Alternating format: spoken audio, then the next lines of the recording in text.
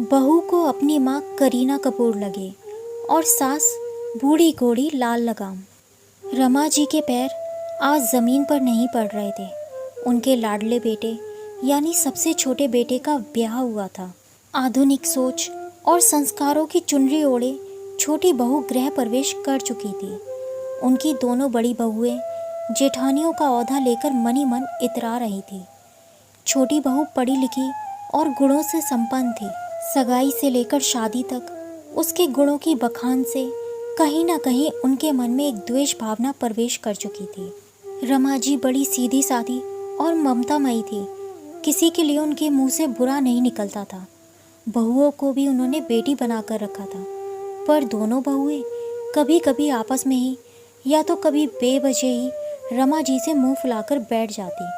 खैर, जहाँ चार बर्तन होंगे तो थोड़ा बहुत बचेंगे ही। फिर भी रमा जी दोनों बहुओं को प्यार से समझाकर घर गृहस्थी की बातें सिखाती थी।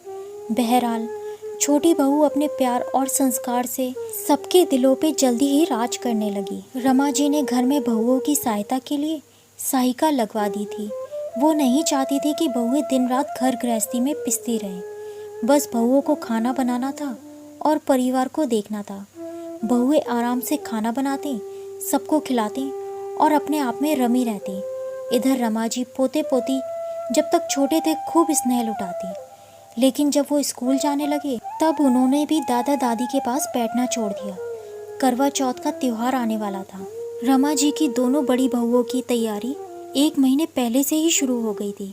क्या पहने, क्या खरीदें, इसमें ही सारा दिन उनका व्यतीत होने लगा। एक दिन रमा जी ने अपने पति से कहा, सुनिए जी, सुहागनों का त्योहार आ रहा है, बहुओं को शगुन देना है, ज़रा बाजार चलो ना।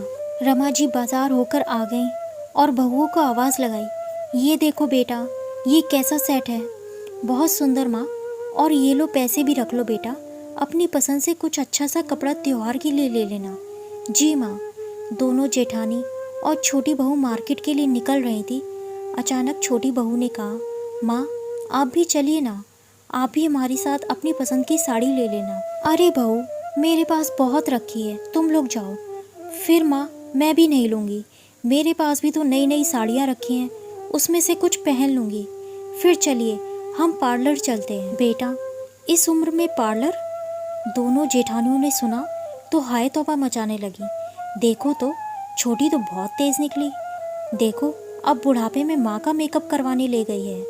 करने दो, अभी नई नई है तो अच्छी ही बनेगी। ना कहने पर भी छोटी बहू ने रमा जी का फेशियल करवा दिया, साथ ही मैनीक्योर और पेडिक्योर भी। बेटा, मैंने ज़िंदगी में कभी ये सब नहीं करवाया है। बाबूजी क्या सोचेंगे ये सब देखकर? अपनी पत्नी को हर कोई सुंदर देखना चाहता है माँ। धत पगली, कुछ भी कहती है। पर रमा जी के चेहरे पर आई खुशी छोटी बहू से छुप ना सकी। इधर दोनों बड़ी और मझली बहुएं अपनी सास और छोटी बहू के बीच बनती देख कुढ़ने लगी। करवा चौथ के दिन रमा जी के घर काफ़ी चहल पहल थी। तरह तरह के पकवानों की खुशबू आ रही थी। सब रमा जी बना रही थी। छोटी बहू ने देखा कि भाभी अपने कपड़े और श्रृंगार में व्यस्त है और उन दोनों की माँ भी आई हुई थी। बड़ी भाभी अपनी माँ की तारीफ़ों के पुल बांध रही थी कि आप तो करीना कपूर लग रही हो। उन्हें बिजी देखकर वो दौड़कर रसोई में गई। माँ, आप आराम कीजिए ना, बाकी के बचे काम मैं कर लेती हूँ। अरे नहीं बेटा, थोड़ा बहुत बनाना है। बड़ी बहुएं और बेटे तो बाहर ही खाएंगे, लेकिन बाबूजी और छोटू को तो घर का बना हुआ बहुत पसंद है। तुम जाओ, खूब अच्छे से तैयार होना। रमा जी बहू को प्यार से सर पर हाथ रखते हुए बोली। छोटी बहू बोली, माँ चलिए, मैं आपको भी तैयार कर दूँ। मैं? नहीं बेटा, अभी तुम लोगों की उम्र है सजने संवरने की, तुम लोग अच्छे से तैयार हो जाओ। चलिए ना माँ, देखिए मैंने आपके लिए क्या क्या लिया है। मेरे लिए क्यों लाई बहू? ये तो बनारसी सिल्क की साड़ी है। जी माँ जी, आप पर बहुत सुंदर लगेगी। पर बहू, कितना तो कहता हूँ, थोड़ा अपने लिए भी सोचा करिए, मगर ये हमारी सुनती ही कहाँ है। अमल जी ने कहा। पहले की बात और थी बेटा, मेरी आमदनी ज़्यादा नहीं थी। छोड़िए भी, मुझे कोई शिकायत नहीं है जी, पर मुझे तो है गुस्से। नहीं जी, रमा जी ने बात काटते हुए कहा। चल बहू, तू तो मुझे सजाने वाली थी ना। जी मम्मी जी। मम्मी जी, आपकी स्किन देखिए, कितनी सुंदर है। मैंने बेकार में ही आपका फेशियल करवा दिया। आपकी स्किन तो वैसे भी बहुत यंग है। रमा जी ने हल्की फिरोजी रंग की बनारसी सिल्क की साड़ी पहनी थी।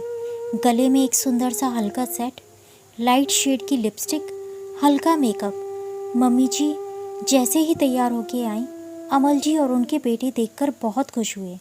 पर दोनों बड़ी बहुएं, उनकी आंखें फटी की फटी रह गईं। रमा जी उम्र और श्रृंगार में उनको मात दे रही थी। यह सब देखकर दोनों बहुएं और चिढ़ गईं। उनकी चिढ़ को उनकी ज़बान संभाल नहीं पाया और बुदबुदाते हुए बोली, देखो मम्मी जी को बुढ़ापे में सजने संवरने का शौक चढ़ा है। बूढ़ी घोड़ी लाल लगाम, सास बन गई हैं, लेकिन शौक अभी ख़त्म नहीं हुआ। छोटी बहू ने ये बातें सुन ली। बड़ी बहू बोली, ये क्या देवरानी जी, मम्मी जी का ये क्या हाल बना दिया आपने। इस उम्र में उनको ये सब शोभा देता है क्या। सास की गरिमा को तो बनाए रखना चाहिए। इस उम्र में बनारसी सिल्क। मम्मी जी आपको तो अपनी उम्र का लिहाज रखना चाहिए। आप पर कॉटन या प्रिंटेड साड़ी ही अच्छा लगता है, ये सब चमक दमक नहीं। छोटी बहू से रहा नहीं गया। क्यों भाभी, सास बनने के बाद या उम्र होने के बाद औरतों का साज श्रृंगार से रिश्ता खत्म हो जाता है। बिंदी और सिंदूर के अलावा क्या उन पर सिर्फ कॉटन और प्रिंटेड साड़ियाँ ही अच्छी लगती हैं। आप तो अपनी मम्मी को करीना कपूर बोल रही थी और सास के लिए इतने कड़वे शब्द। तब तो आपको भी इतनी महंगी साड़ियाँ खरीदने की ज़रूरत नहीं। आप भी कॉटन खरीद कर रखना शुरू कर दीजिए, क्योंकि एक दिन आप भी सास बनेंगी और बूढ़ी भी होंगी। रमा जी की आंखें छलक आईं। अपने साड़ी के आंचल से आंसुओं को पोंछने लगी। वो इतना तो जानती थी कि दोनों बड़ी बहुओं को उनसे ज़्यादा मतलब कभी नहीं रहा और ना ही उन्होंने कभी अपने साथ उनको घुलाने मिलाने की कोशिश की। बस एक छत में दोनों बहुओं और वो नदी के दो किनारों की तरह थे, जिसमें रमा जी घर की शांति बनाए रखने के लिए मौन धारण किए रहती। पर आज इस तरह ये दोनों उनके दुख को छोटी बहू महसूस कर रही थी। छोटी बहू, मैंने कहा ही था इस उम्र में मुझे ये सब, मैं अभी बदल कर आती हूँ। नहीं माँ जी, अब आपने खुद से प्यार किया है। अब आप अपने लिए जिएंगी और खुद से प्यार करेंगी। सजने संवरने की कोई उम्र नहीं होती। हाँ भाग्यवान, छोटी बहू ठीक कह रही है। तुमने हमेशा दोनों बहुओं को बेटी सा प्यार दिया, कभी किसी चीज़ की कमी नहीं की, ना प्यार में ना दुलार में। मगर मैं कुछ नहीं कहता, इसका मतलब ये नहीं कि कुछ देखता नहीं। बस तुम्हारे कहने से मैं चुप रहा, पर अब नहीं। दोनों बेटों ने कहा, माफ़ी मांगो तुम दोनों मेरी माँ से, अपने किए हुए व्यवहार और आज त्योहार के दिन जो तुमने उनका दिल दुखाया है। कल को तुम्हारी बहुएं भी ये अधिकार तुमसे छीनेंगी और ऐसा कहेंगी, तब कैसा लगेगा, सोचा है कभी। दोनों बहुओं को अपनी गलती का एहसास हुआ। वो रमा जी के पैरों पर गिर पड़ी और माफ़ी मांगने लगी। रमा जी ने दोनों बहुओं को अपने गले से लगा लिया। छोटी बहू ने आगे बढ़कर अपनी दोनों जेठानियों से माफ़ी मांगी। आज मैंने छोटी होकर आप दोनों से इस तरह बात की। नहीं हमारी प्यारी देवरानी जी, गलत तो हम थे। जेठानियों ने भी माफ़ी मांगी। दोस्तों, क्या आपको भी लगता है कि सजने संवरने की कोई उम्र होती है? कमेंट बॉक्स में ज़रूर बताएं और चैनल को सब्सक्राइब ज़रूर करें। धन्यवाद।